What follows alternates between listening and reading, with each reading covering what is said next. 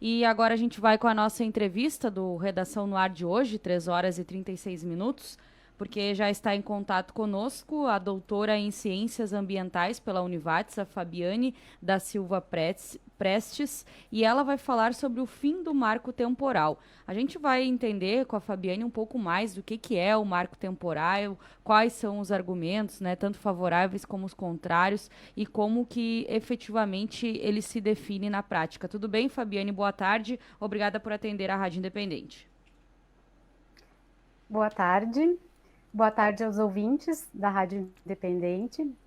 Inicialmente, então, me solidarizo à família, né, do Eduardo Jacques. E quando se perde um artista, né, se perde um tanto do patrimônio cultural, mas toda a produção dele permanece viva, né? Então, meus sentimentos aos familiares e amigos.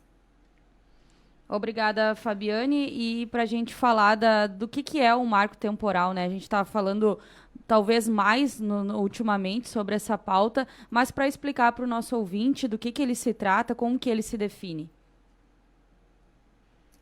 Então, essa tese, né, do marco temporal, ela passou a ser fortemente discutida nos últimos anos, porque esse projeto, né, era o projeto de lei, ele estava tramitando, então, nas casas, né, no Senado, na Câmara e no Senado, desde 2007. Então, vejam, não é uma discussão tão recente, mas ganhou mais destaque nos últimos anos, quando, então, ele chega para ser votado, né?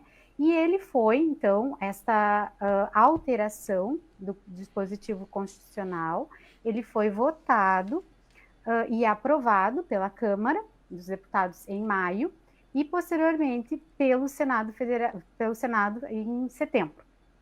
Mas assim, houve então divergências, né, entre defensores deste marco temporal e pessoas, né, contrárias, chegando então essa discussão até o STF.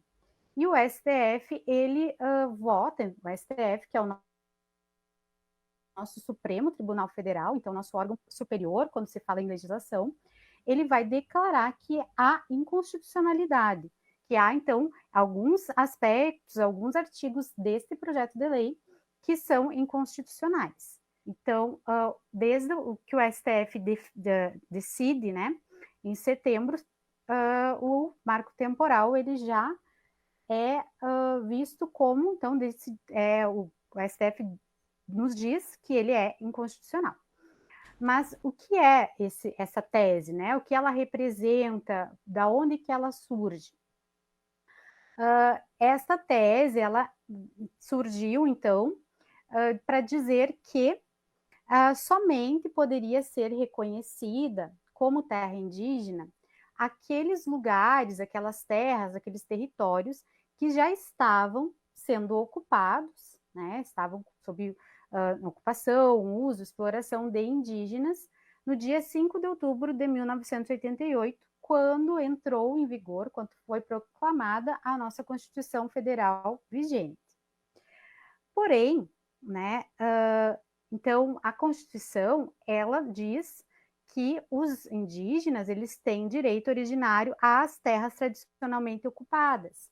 Então, com base nisso, os defensores da tese do marco temporal diziam que esta data, 5 de outubro de 1988, seria este marco inicial. Então, se nessa data eles já estivessem, eles poderiam reivindicar, então, o processo de reconhecimento e depois a demarcação das terras. Se eles ainda não estivessem nesses lugares, nesses territórios, não poderiam solicitar, né, este processo de demarcação. Mas por que não, que é declarado inconstitucional e por que a gente precisa entender alguns aspectos históricos para compreender, né, esse contraponto entre essas discussões? Nós passamos, né, sobretudo aqui falando da região do Vale do Taquari, da região, né, do Rio Grande do Sul, um processo histórico, né, e que quando chegam, então, os imigrantes, primeiro os alemães, depois os italianos, eles vêm a se instalar nessa região aqui do Vale do Taquari. e Vale dos Sinos e outras regiões, né? Mas estou falando mais a partir desse nosso espaço de fala. Mas nessas terras existiam indígenas que circulavam por aqui, que tinham esses lugares como seus territórios tradicionais, ou seja, ancestralmente os seus antepassados já moravam por aqui, já tinham seus acampamentos, enfim.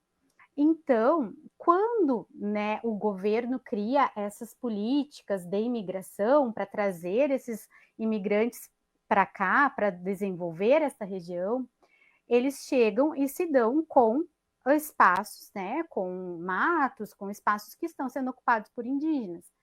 E aí se cria outros projetos de governo para retirada desses indígenas desses espaços e colocar eles em aldeamentos, em lugares que eles vão ficar assim sob custódia então do governo, né? Primeiro de um sistema de proteção do indígena, que é do sistema de proteção do índio, que era denominado SPI, e depois, a partir de 1967, da FUNAI.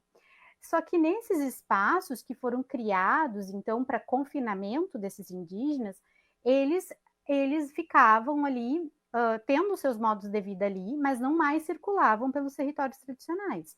Inclusive, eles tinham chefes de posto para quem eles pediam autorização se poderiam sair ou não desse lugar. E aí, até quando a maioria desses indígenas que foi levado para esses aldeamentos permanece nesses aldeamentos? Até quando a Constituição Federal passa a vigorar. Então, até outubro de 88. Porque antes de outubro de 88, os indígenas eles não tinham autonomia, eles não eram reconhecidos como sujeitos de direito. Eles eram pessoas relativamente incapazes ou relativamente capazes.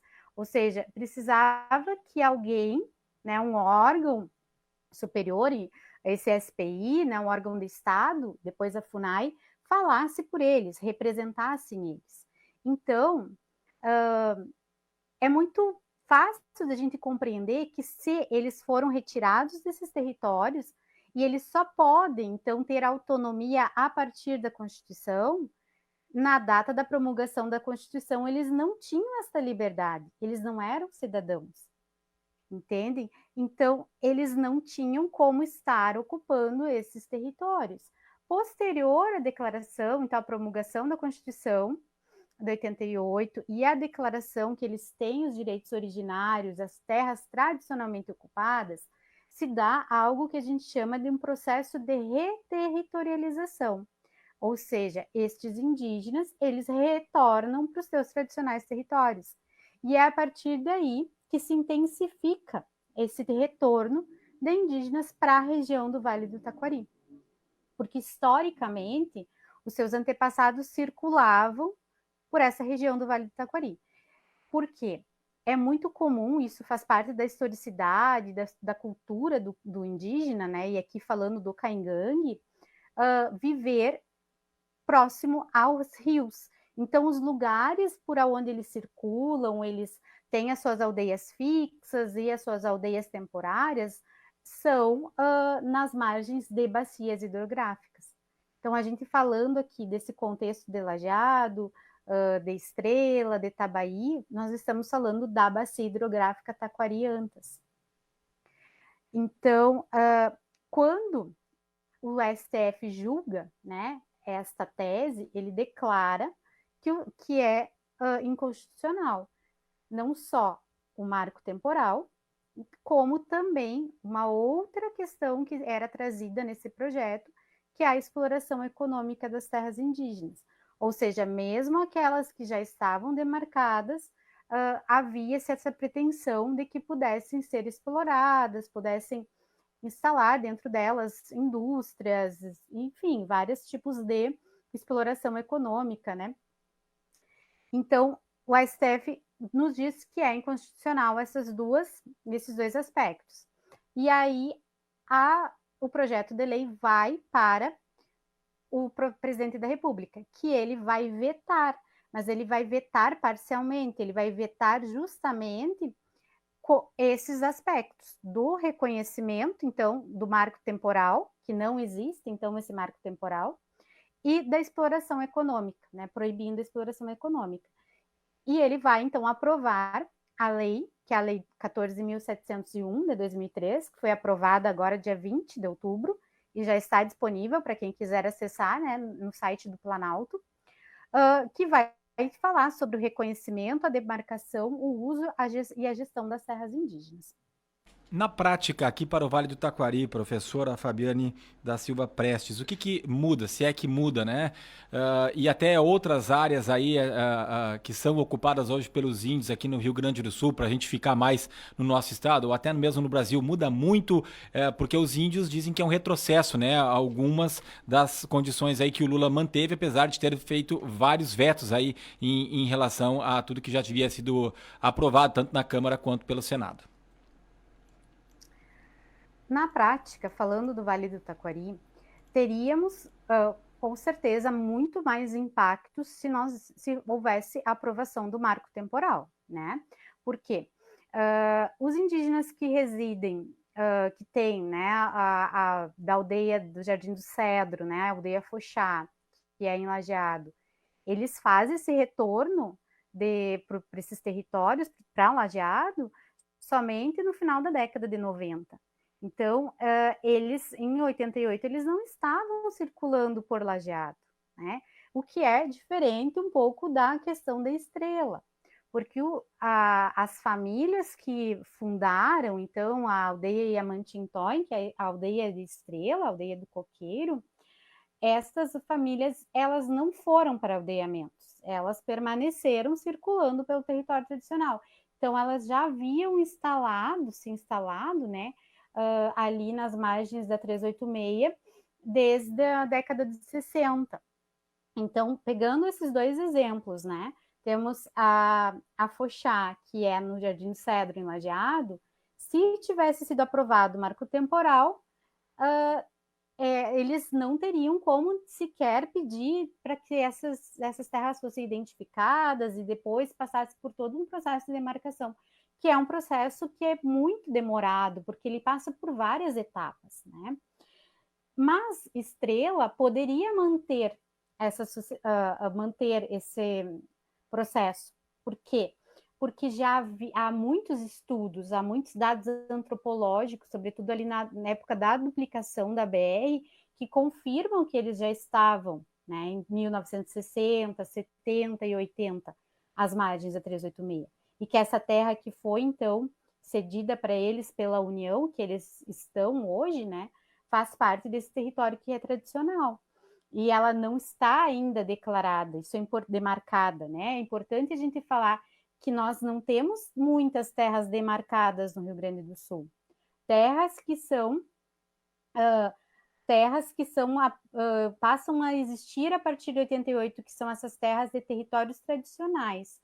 Nós temos terras indígenas demarcadas, que são as terras indígenas que provêm de reservas indígenas. Mas essa aldeia agora de Lajeado, por exemplo, Fabiane, ela teria que sair então pela nova legislação? Não poderia mais estar nessa terra porque ela chegou depois de 1988? E para onde ela iria? Ela não poderia pedir a demarcação, né? Então, apesar de ser comprovado que são indígenas, tem todo um histórico e um reconhecimento, né, pela FUNAI, ela não poderia mais solicitar ou manter um processo de demarcação. Ela ficaria ali, mas oficialmente não seria um território específico para que ela permaneça. Isso, ou não seria demarcado, ou se esta comunidade, então, eles não teriam como, eles poderiam, então, essa comunidade, as pessoas que ali habitam, retornar para uma aldeia, para uma terra indígena que seja demarcada, mas ali não poderia mais. Mas a tendência é que não sejam expulsos dali. Hã? A tendência é que não sejam expulsos, não é para tanto. Não é. Mas assim, hoje então, eles têm o direito de garantido deles de permanência. Por quê? Porque foi vetado o marco temporal. Então, eles têm o direito de permanecer porque a Constituição Federal nos diz que os indígenas têm direito aos territórios tradicionais que eles já ocupavam. Que quem ocupava eram seus ancestrais, não quer dizer exatamente que datas que vieram, né, estas famílias ali, mas que os familiares deles já ocupavam anteriormente. Sim. Porque há toda uma questão simbólica do território para o indígena. Eles retornam porque eles têm uma questão de ancestralidade, né, de laços com aquele lugar. Então, eles não teriam retornado a Lajeado se não fosse um território dos antepassados deles. Tá certo. Fabiane, muito obrigado por ter atendido a Rádio Independente, pelos esclarecimentos e uma boa semana.